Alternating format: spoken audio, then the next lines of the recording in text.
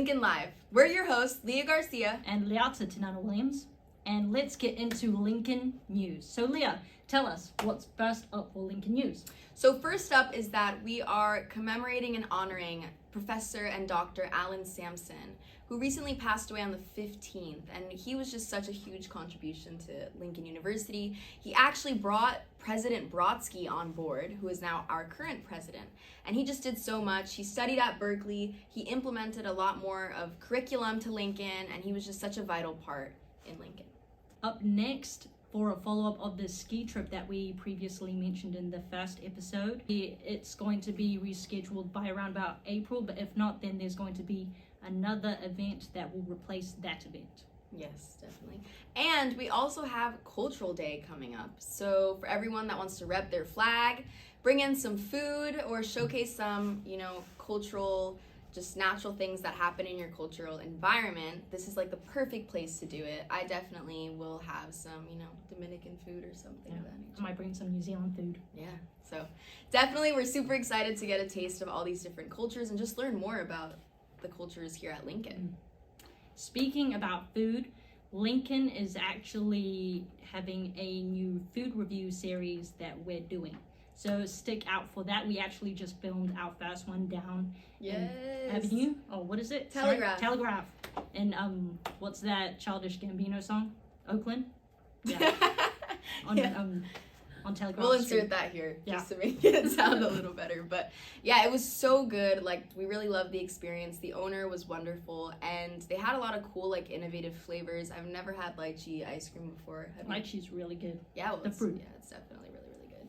She didn't eat any of the ice cream because she's sugar-free. I'm a health nut. Yeah. No sugar. But I definitely ate a lot of it, so I can definitely give you a good review. And we had our other team member, Senaida, there with us, who also really liked it. Okay guys, so we finally got our banana split. It looks so good. I'm really excited to try it. Yes, definitely. This is one of their specialty dishes, and the owner himself recommended it, so it's just gotta be good. We're hoping to do more of that. It's called Lincoln Loves Food. That's our new Lincoln Loves series. Food. So we're really, really excited about that. So next up, we have an interview with one of our fellow international/student athletes. So his name is PC. Well, his government name is Patrick Charles, but we call him PC for short. Hello, so this is Patrick Charles. Patrick Charles, could you please give us a little bit of an introduction to yourself, your background, why you're here at Lincoln? So my name is Patrick Charles. Basically, I'm from Montreal, Canada, born and raised. Basically, I came to Lincoln to play football and have a free education as well. I feel like it's a big opportunity for me to be able to have free education, obviously because I come from a family of 7 kids, and to be able to have that type of opportunity, I feel like it's amazing, and I'm blessed to be in that position, basically. That's really, really awesome. And I just wanted to know also that PC, Patrick Charles, is also the first person in his family to graduate from college. Yes. So shout out, that's super huge in what you're doing. Thank you. I wanted to know, are there any tips that you have for international students coming from their home country or just embarking on a journey in the United States? Like what tips could you give to help them acclimate to the US? I feel like international students should just remain themselves because it's obviously a big culture shock to be in a new environment. International students should obviously network with the people around them and adapt to a new system and learn the culture, whether it's the language, the food, and just, be able to be comfortable in a new environment. Yeah, for sure. What was the biggest culture shock you had? Because, I'm from New Jersey, and I had a couple culture shocks, even coming here. So, for you, I'm wondering, you're from Canada, right? All the way up there somewhere. In the East Coast, yeah. Yeah, in the East Coast. Yeah. So what was the biggest culture shock that you had to face? Well, first of all, I came to America back in 2018. I had a scholarship to go play at New Mexico Military Institute. Oh, wow. I earned my associate degree, and obviously it was really different because you come from a space where everything is You know, you got your friends around you, you got your family. But then when I moved to New Mexico, Roswell, New Mexico was a little different. For sure. Also, you know, being in the military institute, you have to follow the rules and be really disciplined. It's a real commitment. So to be able to really experience that was different, but I feel like it was probably the best decision in my life. Nice. Really? Yeah, almost definitely. Yeah. Would you say it's helped you in terms of your football and the self-discipline that it requires? Yeah, on and off the field. I feel like, you know, I applied the leadership skill on and off the field and be able to, you know, help people around me and guide them to right path. It was really special to me. Mm-hmm. Yeah. That's awesome. And we were just recently talking about Pro Day before we started filming this. And we wanted to know, like, what's that experience like in kind of preparing for Pro Day? Do you feel you're ready for Pro Day? Because we had a great conversation beforehand. You should have recorded it. Yeah, for real. And Liasa was dropping these, you know, nuggets of wisdom to PC and motivating him. So, you know, being able to participate in a pro day is really a privilege. Pro day is really a special thing for a lot of football players. They have the chance to really showcase their talent in front of professional scouts, whether it's NFL, CFL, XFL, and it's a big thing for a lot of athletes that, you know, if they wish to, you know, pursue their football career in the professional level, at the professional level, it's a great opportunity for them. nice. Yeah, Is there a difference between, like, Canadian football and, yeah, there's a big difference. really? Yes. Like, which yes, one's more yes. physical, would you say? When it comes down to football, I feel like in terms of physicality, Same. there's no big difference. Mm. But the major difference I probably say is the game speed. I feel like out here that the players are a little bit faster, way faster. That's usually how it is. Yeah, and also there's 12 players on a Canadian football field. When you play football out here, it's 11 players. If I'm not mistaken, yeah, 11 players. And also, like, the field is a little bit bigger, a little larger in Canadian football. Interesting. I learned a lot about football from BC. I didn't know that. What's the extra person? Like, what's their role on the field? Or is it like a duplicate of a role already existing? Well, it really depends on offense. It could be an extra receiver. You know, go 5 receiver on the field, run 2 running backs. On defensive side, usually it's like a player you call the rover. He could come down in the box and, you know, play the run or jump back in coverage and, you know, help the secondary to, you know, avoid any type of minimize the passing game. Nice. So, PC, you've been here for a while now. I met you last year, Mm-hmm. and I wanted to know, like, what keeps you going in pursuing your academics here? To be able to have that kind of opportunity, like I said previously, I'm the type of man to not take any opportunity for granted. And so, you know, a lot of people wish they were in my shoes. And to be able to have that type of, you know, access to education is really something I really take pride in. And my mom and my dad, you know, they never had the chance to finish college. So have access to education, and especially at the college level, it's amazing. And what keeps me going is really my family. Obviously, my family. They're the ones that I'm doing it for. Right. They're my why, and I'd do anything for my family. They're the ones I'm doing it for. Yeah, they're your why. Yeah, That's what my keeps why. you going. Yeah, most definitely. That's nice. That's super important. Mm-hmm. Yeah, for people that don't know much about the why, you know, keeps you going, especially going into a new territory, going into a new chapter in your journey, definitely understanding your intention as to why you're there, Mm-hmm. and why you're pushing forward, you know, when times get tough, what's going to help you propel forward. So thank you for your insight in that area. It's always appreciated. You're welcome. You know what? I do have a question now. Why did you not get into rugby? Being Canadian, I just, I don't really understand. I feel like there's more exposure in the rugby Yeah. field Yeah. as opposed to the American football field. Right. So why did you choose American football?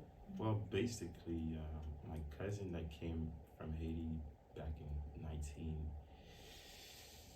1986, I think, he the one that basically introduced the family to football. And when I was born, I was basically exposed to football. And my first, well, played multiple sports when I was a little kid. I played hockey, soccer, and football. And I'm a huge hockey fan, by the way, so yeah. And The Maple Leafs? not the Montreal Canadiens. And so like my brothers played football, and so I just fell in love with the sport, and also watching Reggie Bush when I was a little kid back at USC, Barry Sanders, multiple running backs. I just fell in love with the game of football and how physical it is, and so I think that's the main reason why I just picked football instead of rugby, where you have to. There's a lot more skill involved. Yeah. That's what he's trying to say. a little bit, but rugby There's is a lot less it's a gear. beautiful sport. I like rugby too, but it's just football. It's just the one Yeah. I fell in love with. I have a question also. Why didn't you get into rap? Being that Drake is from Canada. I'm just kidding. Oh, I have a serious question, Yes. on the fact that you're trilingual. That's super impressive. So what are the 3 languages that you actually speak? So I speak English, French, and Creole. Je peux parler français aussi si vous voulez, mais bon. Wow. What did someone pull up Google Translate? Because I have no clue what he's Nah, but French is because I was born in Montreal, Canada, so the main language out there is French. So obviously French was, Right. the main language, yeah. And Creole, obviously my parents speaks the language, my grandma, and so with that being said, I just learned how to really communicate in Creole. And English, basically, I learned how to speak English when I was in high school. In high school? Yes. Jeez. I was in high school. Well, Late bloomer. yeah, basically they made a mistake of me they put me in a different class where you got people, where English was their main language at home. And I was not supposed to be in that class, but the principal just told me you're gonna stay here and you're gonna have to learn English. So I just Learned it. stick to it and learn my language. Stuck through. Nice. So PC, Yes. I just wanted to ask, so what are you graduating in? What degree are you planning to get? And also, what are your future goals after this? So currently I'm majoring in business administration with a concentration in international business. Nice. I'm about to earn my bachelor's this spring. Woo. So, Congratulations. thank you. We're all popping out to PC's graduation. So everyone, be there. Or be square. Get right or get left. Ooh, I like that one. Obviously my goal is to earn my master's once I'm done with my bachelor's, but this is, it's a process.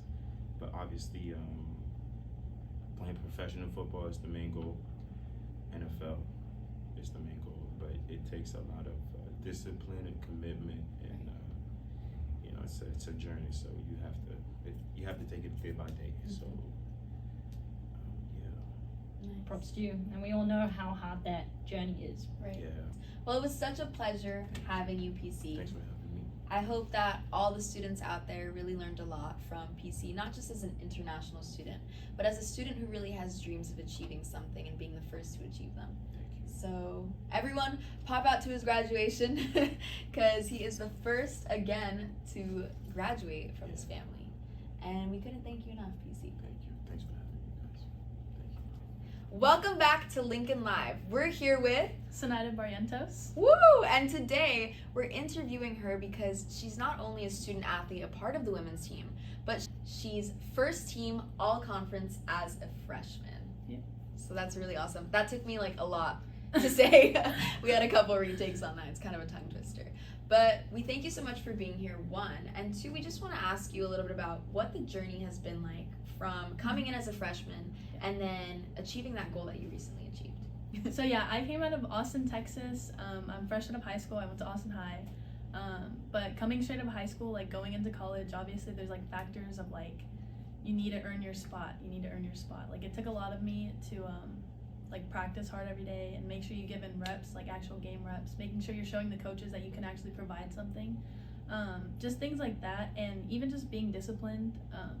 I would give a shout out to one of my teammates. She's very disciplined. Her name's Safina. It's actually Leanna's sister. Yes, twin twin sister. They look exactly alike, even though I don't think they're identical, are they? Are they fraternal? I don't think they're Crazy. identical. But yeah, I would give her a big shout out. She's one of the people that kept me disciplined throughout the whole season. She's very determined, and I kind of just looked up to her and seeing what she did as a player, and she's had past experience, so like I've asked her questions about like what I can do better, what I need to do, things like that. And I think it's just having that mentality that it's like you got to do what you got to do to earn your position and earn your spot. And I think the coaches saw that in me, and they knew that I had the potential to do it, and I showed them that I could. So I couldn't agree with that even more. I mean, everything you said, you hit the nail on the head. But how do you now take that mentality and that discipline, right? And how do you sustain it? Because you're no longer a freshman. Sorry. I mean, you can be a sophomore getting sophomore first team all conference. But how do you now sustain that and like make that transition to make sure, right, like that energy's still there, the discipline, and ultimately the mentality? Yeah, you know, it all comes from growth. Learning throughout this whole year, like my past mistakes, things that I need to work on. Now that I've seen like what I can do as a player, I can see what I can grow from and how I can do that with the ability of like practice and being able to work out outside of practice. Just things like that, and also coming with the coaches and asking them like what they've seen that I need to do differently. We've had multiple talks about that. I always ask after a game, like, what could I have done differently? What am I missing? Like, I look at my percentages to make sure everything's like kind of balanced out, or like what's low, what's bad. And I just take that in day by day, learning past days and just what I need to work on. So it's just holding that balance right there. Yeah, and that's great. You know, you're ultimately like growing and getting better 1% each day. So that's truly awesome and remarkable, especially since you already have that plan laid out and just, you know, it kind of seems automatic for you, right? Like you already know, okay, after a game, I'm going to ask where I could perform. And then you not only like receive that information, but you apply it, which is so, so useful, I think, for all student athletes. And you also learn it, right? Like you then take the time out to learn, okay, like what's the step, what's the I'm trying to but my basketball lingo's a little off. I'm a soccer player again, just reiterating. But you know, like what's this move I can implement, or how can I now just perceive the game differently and kind of implement what I've just learned. So that's really remarkable.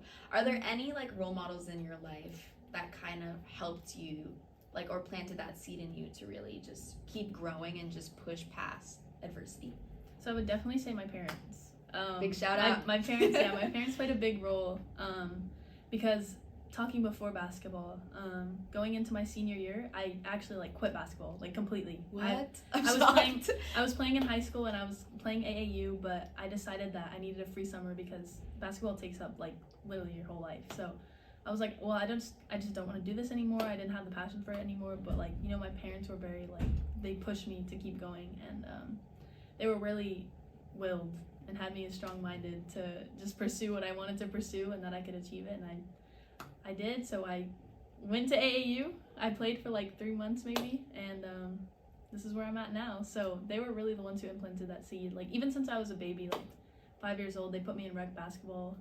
They saw that I was very into sports, and my whole family's into sports, so it was just like something that needed to be done. But you know, that's really my parents. I love my parents. I want to piggyback off that. I met her mom, and she came to Senaida's game. She came to both games. And she was like all out for Senaida. Like she had her nails with the LU and the 22 and everything. And she's definitely like, anyone can see she's your biggest supporter. No, yeah, most definitely. So, I love my mom. I know. Literally like on the side, like I was like, what's that call? And she's like, that's a foul. And I was like, oh, okay, yeah, it definitely is. But you can definitely see she loves you a lot. And no, yeah, she's put a lot of time into it. That's really important. Do you have any tips for like student athletes coming in like yourself on how to manage kind of workload and then basketball? Because you're also a DI major, right, in diagnostic imaging. Yes, so a lot of studying. My goodness, a lot of studying. It takes a lot of time. You have to be very productive. Make sure you don't procrastinate, because that's like one of the biggest issues that I've had is procrastination. Being a student athlete, it gets tiring after game or after practice, and you have to come in and do homework or like think about the next test that you have during that week. So I would say just a lot of studying. Take days to like relax and just chill after a game, like 30 minutes. But studying, you definitely need to study. Oh my goodness, I can't even bring on the topic of studying because for my DI major, just to inform you guys, like it's great. The DI major is great. Shout out Manya. Yeah, shout out Manya, Dr. Manya. We had at least like 150 terms to study during the week, like each week, and every week we'd have a new test. So like my roommate and I, she plays on the basketball team as well, we would study every week.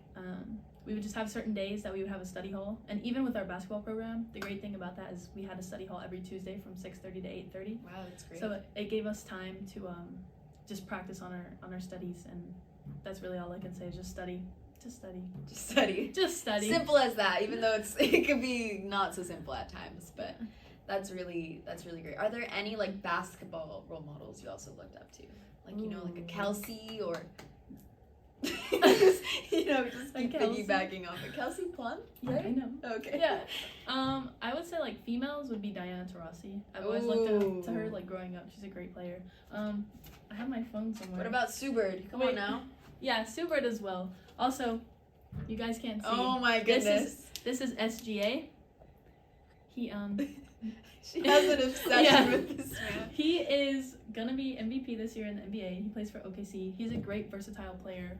He offers a lot to the court. I look up to him as well because we kind of have, I wouldn't say the same gameplay, but I look up to factors that he contributes to in the game, and I kind of take those in. So he's definitely been a role model for me this time. Definitely. I mean, athletically, you can see. I think Anthony Edwards is going to get MVP, but that's just my own opinion. We can have that debate. We could have that debate another time, but yeah, that's really awesome that you look up to, those certain key role models in basketball world right now. Speaking of the basketball world, there's been a lot of like new press and just eyes really brought to the sport of women's basketball. How do you feel about that? I'm genuinely excited for that. March Madness is coming up like as we speak right Woo! now. It's happening. But it's so amazing to see these women who haven't had their like light broadcasted yet. So I think it's great that like these known players like Angel Reese, Caitlin Clark are just getting valued, and it's good to put them on the spotlight because they're creating the next generation of like women's sports. Like youth look up to them, and it's good for college sports, not only college but women in general, because we're getting the light that needs to be shown. So I think it's great. Yeah, it's the age of female, and we are so proud that finally, like you said, they're getting the recognition that they deserve. Because at the end of the day, regardless of gender, they still put in the same amount of work, they still put in the same amount of practice, and just sweat, skill, and just they eat, breathe, and sleep this sport. So it's important that they're highlighted. And it just boosts the confidence, like, all around for younger generations. I know you have a niece, or you have two nieces. I have a lot of nieces. You have a lot. I have at least like 13. Well, yeah, fun fact, she has like 9 siblings. I do have 9 siblings. They're all my half siblings, but I love them as my whole. Yeah, they're great. But so I know that your sister has 2 young girls who actually play basketball. Is it really cool being able to see like them kind of view you as like a role model, right? Because you've been looking up to these players like Diana Taurasi, but in your own way, you're also a role model to them, and they probably look at you in the same light. Yeah, no, so to piggyback off of this, it's kind of crazy because none of my family has been to college, being that I have 9 siblings. Wow. Like, neither my parents, so I'm the first one in college, and Woo! for them to see me, like, go through this, it's kind of great. It's kind of nerve-wracking, I'm not gonna lie, because they ask me questions and they look up to me, so it's like, I have somebody watching me, they always say be on your best behavior. But I think it's really exciting because I'm gonna be able to see their growth as a player and just as a kid, my family member. But I'm excited to see what I can put in for them to achieve what they want to, because obviously their next step is to go to college, even though they're young, but that's how we all started. Like, that's how I started. Same age, being in rec ball, AAU, and it's just, it all starts at one point. Right. So. And look at how far you've come, like starting with a dream, and now it's just really been brought into fruition, which is really, really awesome. And then you can also see it full circle with, your nieces. That's such a cool experience. Speaking of next steps, right? What are your next steps when it comes to being a student at Lincoln University? How can your degree help you in what you want to do? Or what are your kind of visions in terms of what you want to do post-college? I mean, you're still a freshman, so that's Yeah. a good question. But do you have any idea kind of how that would go? As of right now, post college is to obviously get my degree, have a set job. I'm not too sure. I'm kind of unannounced right now what I want to do, what I want to do, and what I want to pursue in life. But keeping it basketball wise, I think the next step is pro basketball, going overseas possibly. That's one of my goals right now, so I'm working Yes. towards that. But school wise, yeah, it's undecided, so I can't really say what I want to do just yet. But it's either gonna be business or science, so Right. we'll just let you guys know. Right. And I hope, we got this on recording, that obviously she's going to play overseas. But I hope that she knows that, I'm going to get courtside tickets, hopefully. When you do play. She'll be right beside me. I'm gonna yeah. make her join the team. I'll be team manager. She'll be my manager. I'll have a stake in the team. How about that? But, well, thank you so much, Senaida, for joining us. It's been a pleasure. And thanks for we having really me. love that, we interviewed PC and now Senaida. And the common theme here is that they are the first ones to really pursue college in their family. Mhm. And despite not having maybe the mentorship or really having that already built in, they've kind of paved their own way and forged their own path, and they stay resilient with it. So it's just great to see that. I hope that all of you guys out there are also inspired in knowing that, you can have a dream and you can also achieve it. And you can take the right steps to really make sure it happens. Become a student athlete. It's Right. great. But thank you again. Yeah, thank and you. Thanks, guys.